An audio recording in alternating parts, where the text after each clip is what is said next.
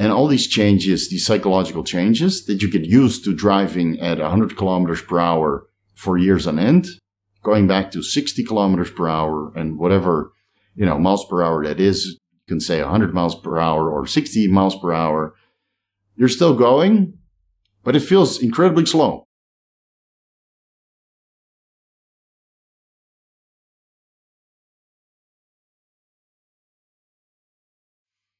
Welcome to Vigorous Mindset.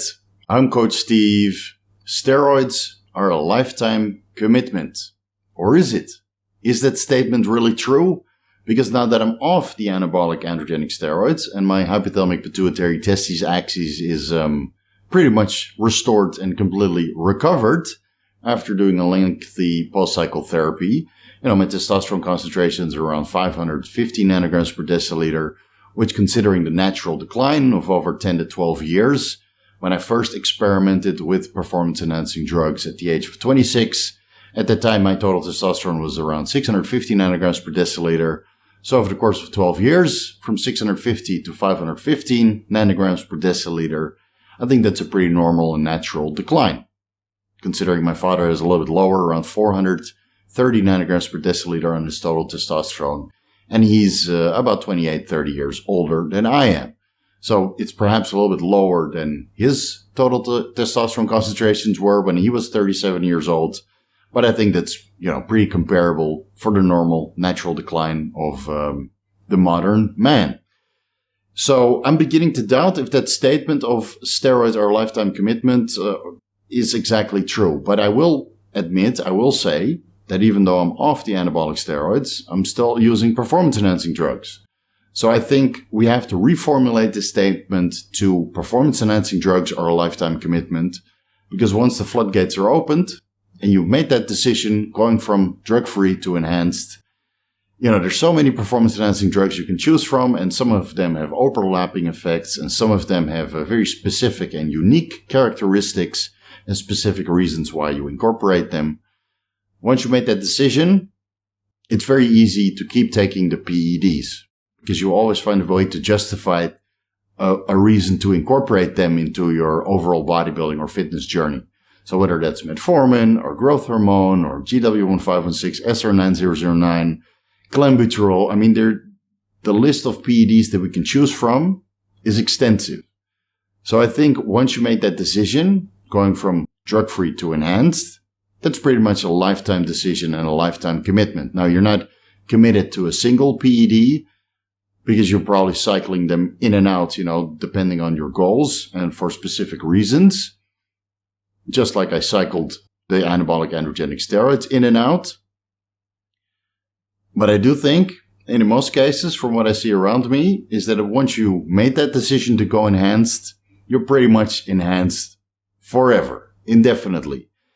And let's say, in my case, now that my serum concentrations of total testosterone is somewhere in the middle of the reference range, let's say I stay off, for a decade, 20 years.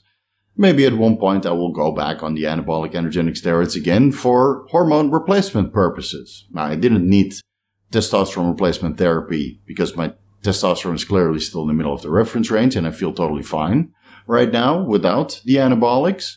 But never say never.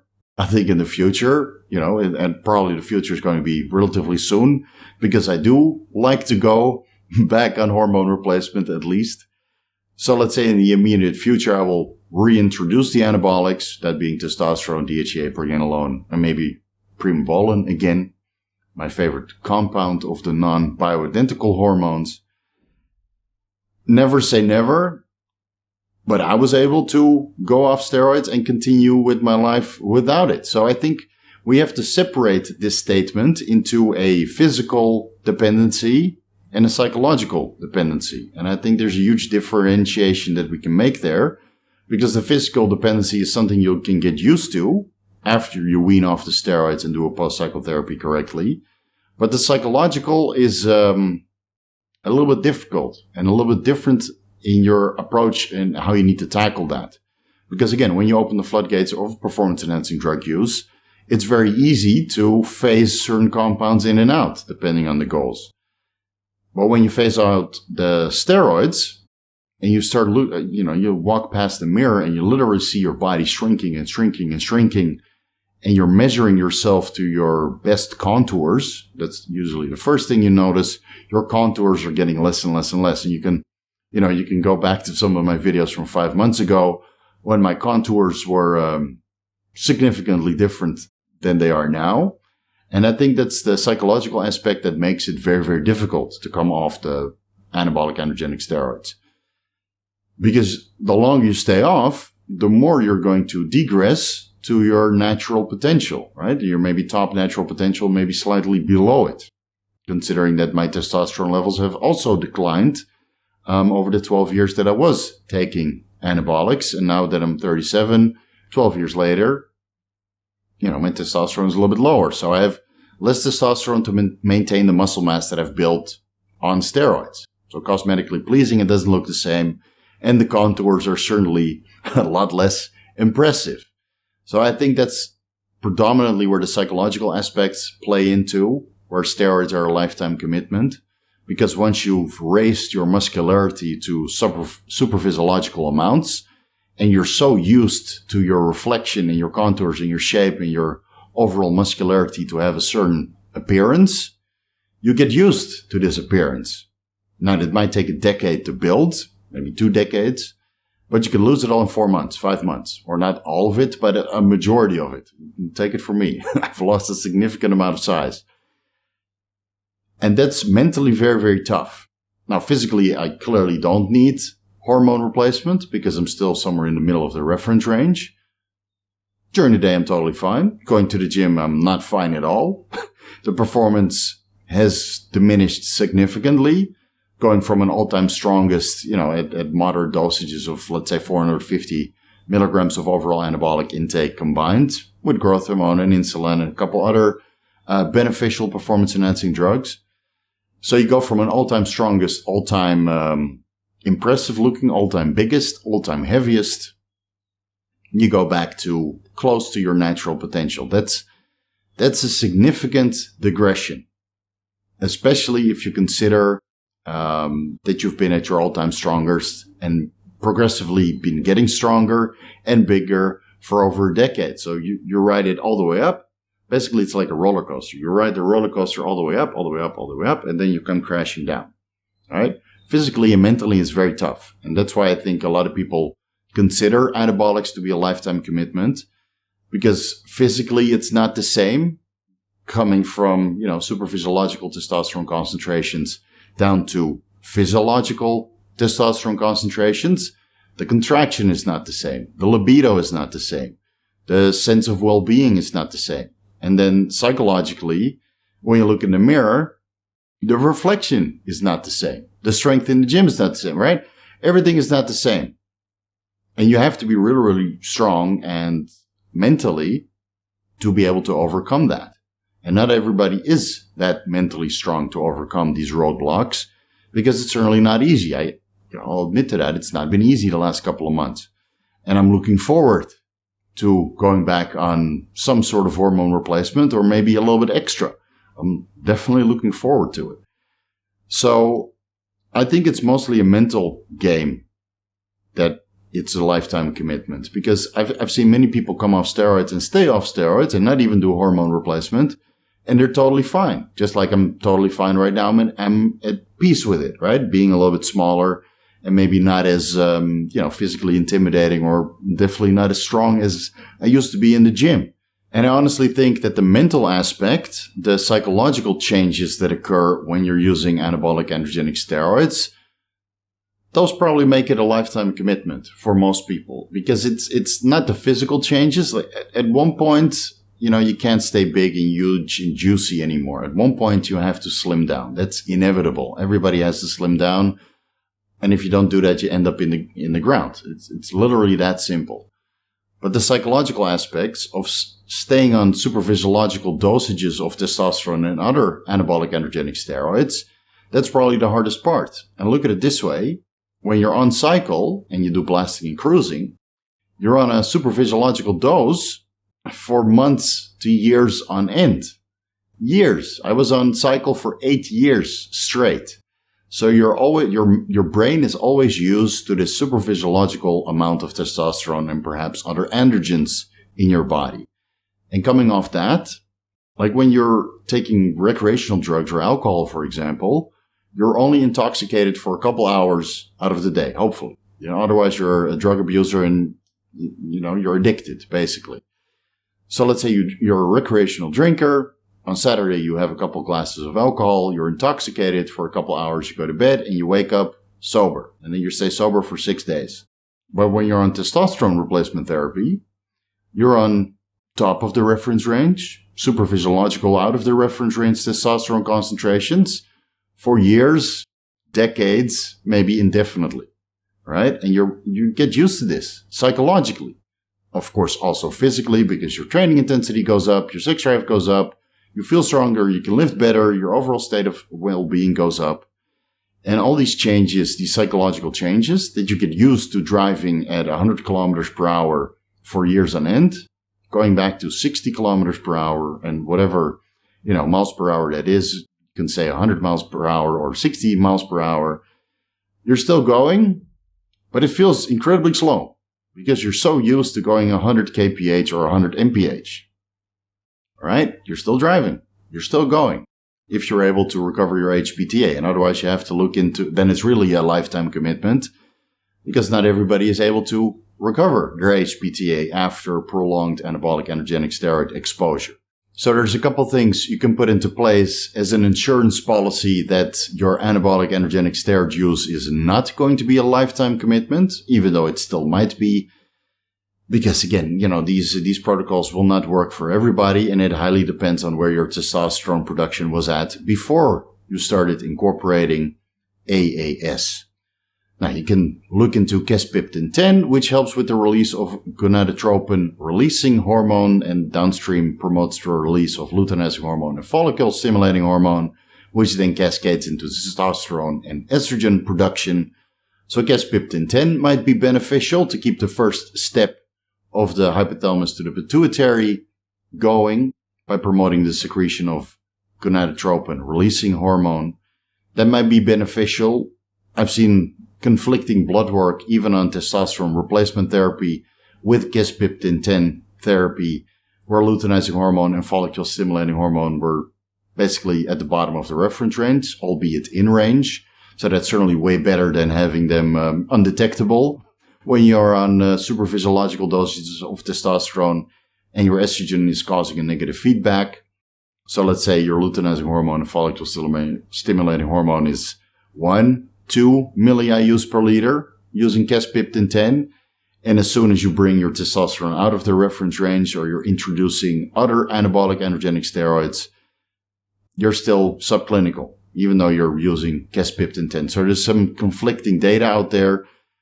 In cases of true hormone replacement, it might be beneficial, just like gonadorelin, triptorelin, or buserelin, or some of the other gonadotropin-releasing hormone receptor agonist medications. There's a quite extensive list of medications that help with the secretion of luteinizing hormone and follicle-stimulating hormone. But again, if you're on super physiological concentrations of testosterone or other anabolics, there's always this negative feedback through the androgen receptor, or the estrogen receptor, or even the progesterone receptor. That's why 19-nor derivatives like trenbolone or nandrolone are considerably more suppressive than DHT derivatives or testosterone itself, or selective androgen receptor modulators. So you really have to look into your cycle design to see which of these peptides might be beneficial to keep certain steps of your HPTA going.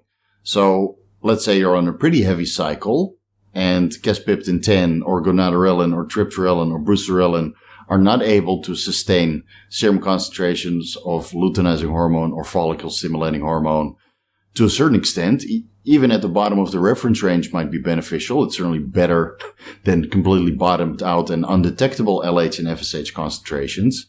But let's say the Caspiptin-10 or the gonadorelins are not effective to sustain LH and FSH concentrations. You can look into ACG or human menopausal gonadotropin, which contains hopefully recombinant LH and FSH, or urine purified LH and FSH. So maybe some general guidelines. Let's say you're on true testosterone replacement therapy. Gaspiptin 10 might be beneficial to keep the first step going from the hypothalamus to the pituitary, and then downstream it should promote some luteinizing hormone and follicle stimulating hormone, albeit still at the bottom of the reference range.